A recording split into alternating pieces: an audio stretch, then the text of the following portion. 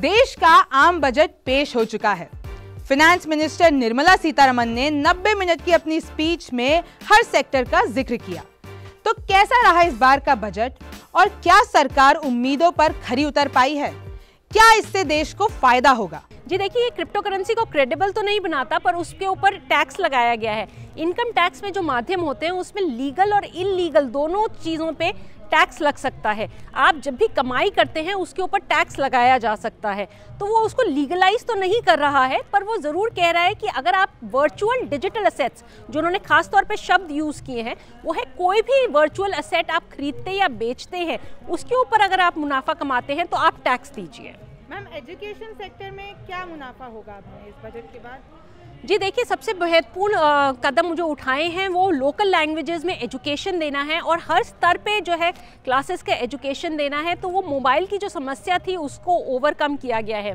काफ़ी हद तक डिजिटलाइज पोर्टल्स के द्वारा एजुकेशन को सस्ते दामों तक लोगों तक पहुंचाया गया है, जो फर्स्ट क्लास से लेकर के 12वीं क्लास तक, जो एक बहुत अच्छा शिक्षा का माध्यम है। जो इसमें एक बहुत महत्वपूर्ण बात है, वो सिर्फ सरकार नहीं आगे कंट्रीब्यूट कर रही, जो क्राउड इन इन्वेस्टमेंट्स लाएगा वो प्राइवेट प्लेयर्स को भी साथ जोड़ रही है, ताकि वो निवेश के पार्टनरशिप के माध्यम से और निवेश कर सकें और माध्यम क्रिएट कर सकें।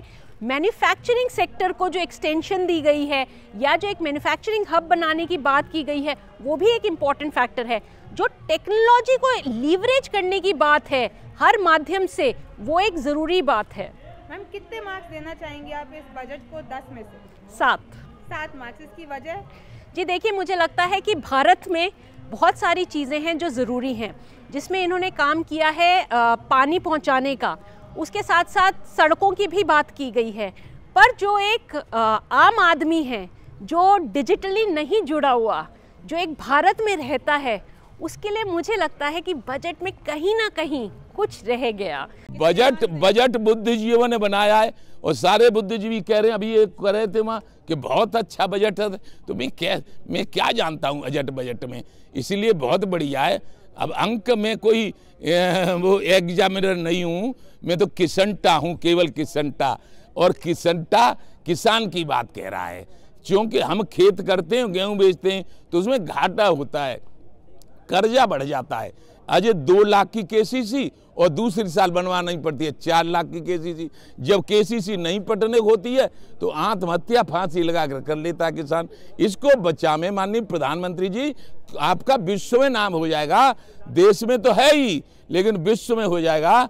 और माननीय योगी बाबा तो इतने ईमानदार हैं कि उन्होंने माफियाओं को, चोर चक्कों को ठिकाने लगा दिया है। अब उत्तर प्रदेश में, मैं उत्तर प्रदेश का निवासी हूँ, उत्तर प्रदेश चोरी डकैती नहीं होती। देखिए, ये एक ऐसा बजट है जिसमें कि बहुत लोगों ने इसको बहुत तरीके के नाम दिए हैं, लेकिन मेरे हिसाब से इस बजट को पढ़ के आपको देखना पड़ेगा। कई तरह की रियायतें मिली हैं आपको डायरेक्ट टैक्सेस, इनडायरेक्ट टैक्सेस में, और कहीं ना कहीं मुझे जितना समझ में आ रहा है, ये बजट एक ऐसा बजट है जो भारत के निर्यात को बढ़ाने पर जोर दे रहा है।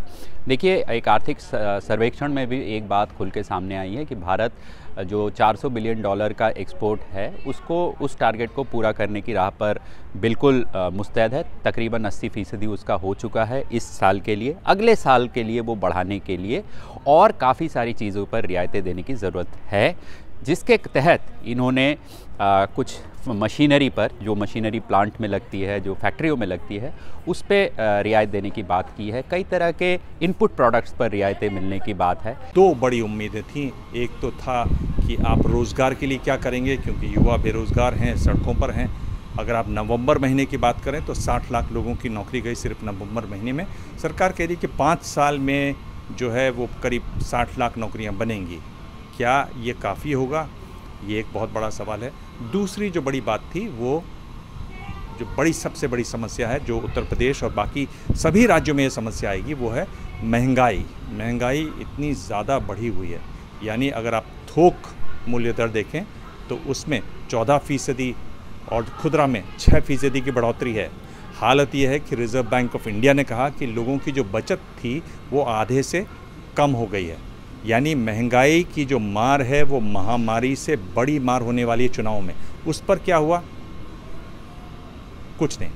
देखिए, गरीबों की अगर हम बात करें तो अभी आयुष्मान भारत, अगर आप हेल्थ सेक्टर से जुड़ी बात करें तो आयुष्मान भारत के स्कोप को और बढ़ाने की ज़रूरत है और ज़्यादा प्राइवेट हॉस्पिटल्स को हमें दायरे में लेकर के आना होगा।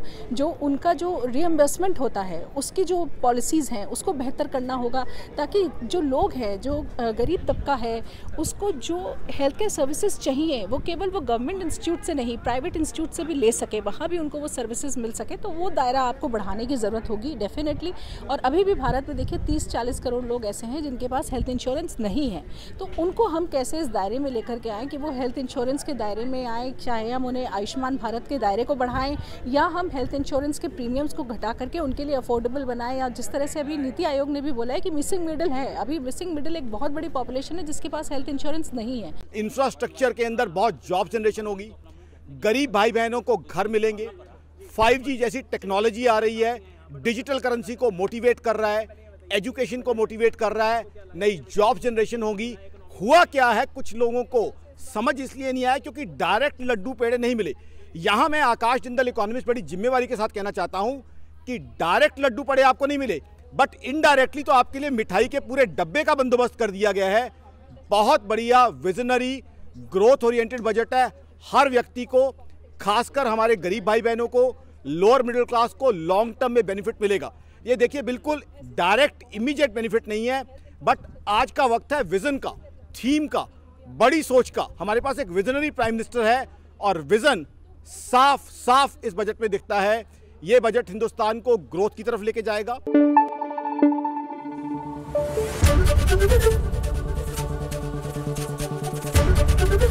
एबीपी न्यूज आपको रखे आगे।